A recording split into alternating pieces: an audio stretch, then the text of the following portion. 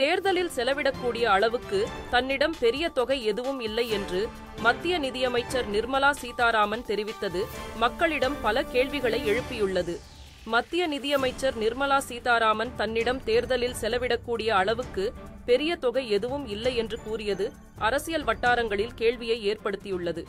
இது குறித்து பேசிய அவர், பாஜக தலைவர் ஜே.பி. நட்டா ஆந்திரா மற்றும் தமிழ்நாடு ஆகிய 2 மாநிலங்களில் மக்களவை தேர்தலில் போட்டியிட வாய்ப்பு வழங்கியதாக தெரிவித்தார். மேலும் நன்கு சிந்தித்த பிறகு தேர்தலில் போட்டியிடுவதற்கான பணம் இல்லை என்று கட்சி தலைமையிடம் தெரிவித்ததாகவும் கூறியுள்ளார்.